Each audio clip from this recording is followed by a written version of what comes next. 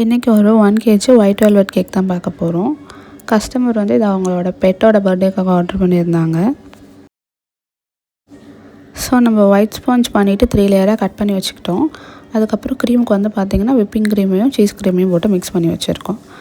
So 1 by 1 நம்ம layer assemble பண்ணி sugar syrup போட்டு க்ரீமை வந்து ஆட் பண்ணிகிட்ருக்கோம். அண்ட் சைடில் வந்து ஃபைனலாக க்ரம் கோட் முடிச்சுட்டு அவங்க வந்து ஒரு கிராஸ் தீமில் கேட்டிருந்தாங்க.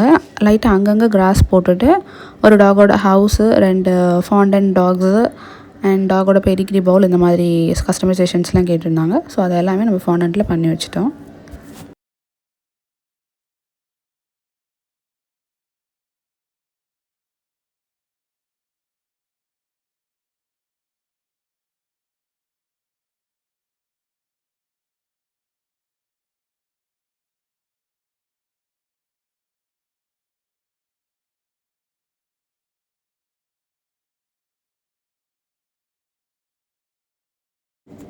கஸ்டமர் கேட்டிருந்த எல்லாத்தையும் நம்ம வந்து ஃபாண்டன்ட்டில் பண்ணிட்டோம்.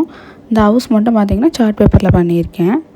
அதுக்கப்புறம் வந்து பார்த்திங்கன்னா 2 டாக், ஒரு பெரிய டாக் ஒரு சின்ன டாக் வந்து ஃபாண்டன்ட்டில் பண்ணியிருக்கேன். ஒரு பெடிகிரி பவுல் வித் அந்த பெடிகிரி பிஸ்கெட்ஸ் மாதிரி அதுவும் பண்ணியிருந்தேன். அண்ட் வந்து ஃபைனலாக வந்து இந்த டாகோட ஹேண்ட் பிரிண்டட் வந்து அதுவும் கேட்டிருந்தாங்க. ஸோ அதுவும் வந்து பார்த்திங்கன்னா நான் ஃபாண்டன்ட்டில் தான் கட் பண்ணி வச்சுருந்தேன். நான் ஃபஸ்ட்டு வந்து பார்த்திங்கன்னா ரெடி பண்ணும்போது நான் அவங்களோட நேம் வந்து எழுதவே இல்லை, அதை நான் மறந்து வந்து ஃபுல்லாக நான் வந்து டிசைன்ஸ் வந்து ஃபுல்லாக அட்டாச் பண்ணிட்டேன். பண்ணி முடிச்சதுக்கப்புறம் தான் ஞாபகம் வருது கஸ்டமர் வந்து நேம் கேட்டிருந்தாங்க, நம்ம நேம் எழுதவே இல்லை அப்படின்ட்டு. அதுக்கப்புறமேட்டு நான் சில கரெக்ஷன்ஸ்லாம் பண்ணிவிட்டு அந்த நேமை வந்து அவங்க கேட்ட மாதிரியே ஃப்ரண்ட்டில் எழுதி கொடுத்துட்டேன். ஃபைனலாக வந்து கரெக்ஷன் பண்ண இமேஜ் வந்து உங்களுக்கு அட்டாச் பண்ணியிருக்கேன், செக் பண்ணி பாருங்கள்.